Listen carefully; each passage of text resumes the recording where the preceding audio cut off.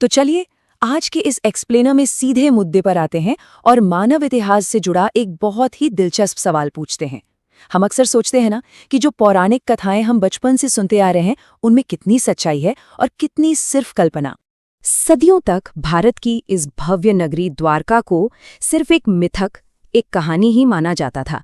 लेकिन फिर एक ऐसा अंडर वाटर मिशन हुआ जिसने वैज्ञानिक समुदाय को पूरी तरह चौंका कर रख दिया। जरा सोचिए, क्या सचमुच अरब सागर की गहराइयों में एक पूरा का पूरा शहर दफन हो सकता है? आज हम विज्ञान और इतिहास के इसी अद्भुत रहस्य को डिकोड करेंगे। हमारी ये साइंटिफिक डिटेक्टिव स्टोरी शुरू होती है साल 1983 में, जब आर्कियोलॉजिस्ट्स की एक टीम ने गुजरात के ओखा तट के पास समुद्र में डाइव लगाई। अब जब वो 30 मीटर नीचे गए ना, तो उन्हें कुछ ऐसा दिखा जिसने उन्हें वहीं रोक दिया।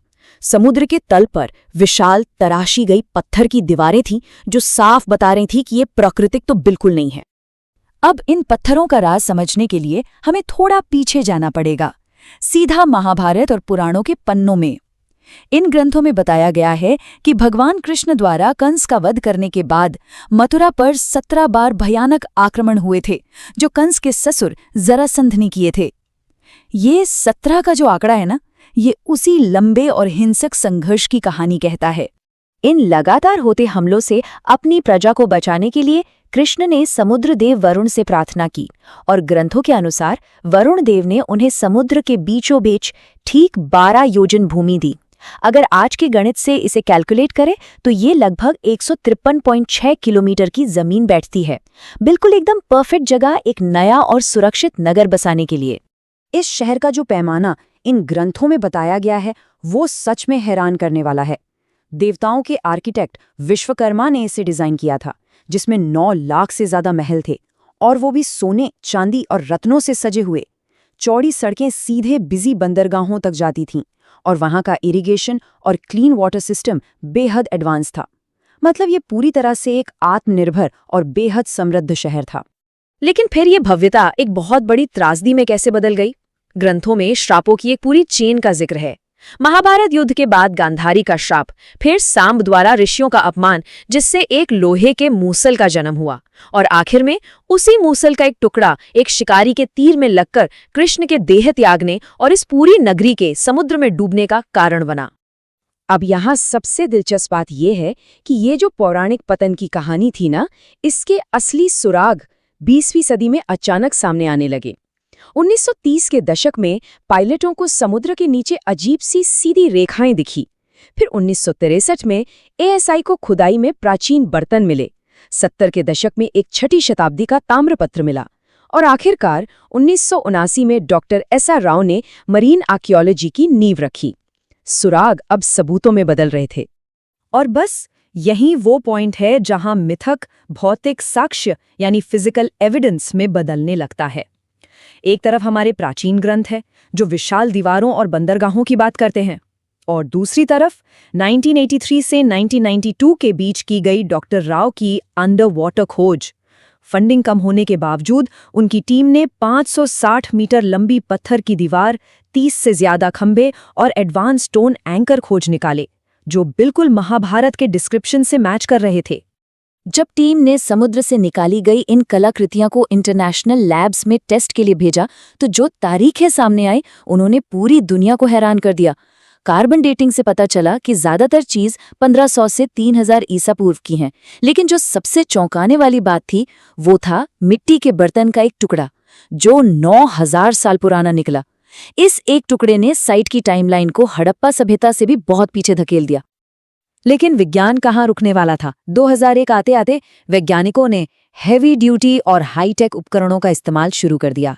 एएसआई और एनआईओटी ने मिलकर एक बहुत बड़ा समुद्री अभियान लॉन्च किया। मॉडर्न सोनार का इस्तेमाल करके समुद्र के तल का 4000 वर्ग मीटर हिस्सा स्कैन किया गया, और 2007 में तो इंडियन नेवी भी इस खोज में शामिल हो गई। अब ये काम सिर्फ आंखों से नहीं बल्कि दुनिया की सबसे एडवांस मशीनों से हो रहा था। इन हाइड्रोग्राफिक सर्वे के नतीजे देखिए, ये वाकई कमाल के हैं। समुद्र की गहराई में कटे हुए चौकोर चूना पत्थर, टेराकोटा की मोहरें, और सबसे हैरतअंगेज बात, एक पूरा का पूरा इंटैक्ट ड्रेनेज सिस्टम। ये कोई मामूली पत्थर नहीं थे। ये इस बात का एकदम पक्का सबूत थे कि यहाँ कभी एक हाईली सिविलाइज्ड और वेल प्लान्ड समाज बसता था, जो समय के साथ धीरे धीरे समुद्र में समा गया। अब एक बड़ा सवाल जो दिमाग में आता है वो ये है कि इतनी शानदार और एडवांस नगरी आखिर डूबी क्यों? इसका जवाब खोजने के लिए मॉडर्न साइंटिस्ट ने ओशनोग्राफी और जियोलॉजिकल डेटा का रुख किया। सी लेवल राइज थ्योरी हमें समझाती है कि कैसे टेक्टोनिक शिफ्ट या ग्लेशियर पिघलने की वजह से समुद्र का पानी अचानक बढ़ जाता है और पूरी की पूरी तटीय जमीनों को निगल लेता है। इस थ्योरी को बैकअप मिलता है प्रोफेसर रेंस की रिसर्च से। उनके डेटा के मुताबिक आज से 9000 साल पहले अरब सागर का पानी आज के लेवल से पूरे 25 मीटर नीचे था। जी हाँ, 25 मीटर। ये नंबर हमें ये समझने में बहुत मदद करता है कि उस समय का भूगोल आज से कितना अलग रहा होगा और समुद्र के बीच वो शहर कैसे टिका होगा। जियोलॉजिस्ट का मानना है कि लगभग 5000 ईसा पूर्व के आसपास कोई बहुत ही भयानक सुनामी या बहुत बड़ा टेक्टोनिक इवेंट हुआ होगा, क्योंकि इसी समय के आसपास समुद्र का जलस्तर अचानक कई मीटर तक बढ़ गया था। और मजे की बात यह है कि कैरिबियन या इंडोनेशिया जैसी जगहों का ग्लोबल डेटा भी इसी तरफ इशारा करता है। साइंटिफिक टाइमलाइन बिल्कुल ग्रंथों में बताए गए द्वापर युग के अंत से मैच खाती है। चलिए फास्ट फॉरवर्ड करके सीधा आज के समय में आते हैं। दशकों की साइंटिफिक रिसर्च के बाद इस ऐतिहासिक साइट को अब आधुनिक दुनिया में वो पहचान मिल रही है जिसके ये हकदार है, और वो भी सीधे सरकार के सर्वोच्च स्तर से। 2024 की इस घटना को देखिए, जिसने हमारी मॉडर्न गवर्नेंस को एंशिएंट हेरिटेज से जोड़ दिया। भारत के प्रधानमंत्री ने खुद गुजरात के पंचकोई बीच पर स्कूबा डाइविंग की। वो नेवी और एएसआई के एक्सपर्ट्स के साथ सीधे उन प्राचीन डूबी हुई दीवारों तक गए और उस खोए हुए शहर को श्रद्धांजलि देने के लिए वहां मोरपंख अर्पित किए। इस एक डाइव ने इन साइंटिफिकली प्रूवन खंडरों पर पूरी दुनिया का ध्यान खींच लिया। तो आज अगर हम देखें तो द्वारका की सच्चाई दो अलग अलग रूपों में हमारे सामने है। एक तरफ है जमीन पर बसी हमारी आधुनिक द्वारका, एक ऐसा शहर जहां हर साल लाखों लोग द्वारकाधीश मंदिर के दर्शन करने आते हैं।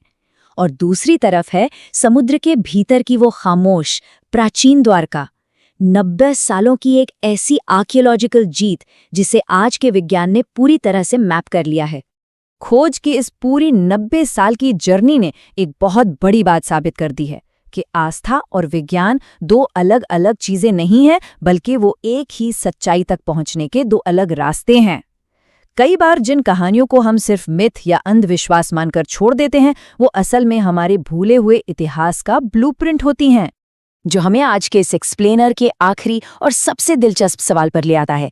जब हम इस विशाल रहस्यमयी समंदर को देखते हैं तो सोचिए, अगर ये समंदर द्वारका जैसे भव्य शहर को निगल सकता है, तो ना जाने और कितने प्राचीन सच इसकी गहरी खामोशी में हमारे खोजे जाने का इंतजार कर रहे हैं। इस बारे में जरूर सोचिएगा। आज के इस सफर में हमारे साथ जुड़ने के लिए आपका बहुत बहुत शुक्रिया।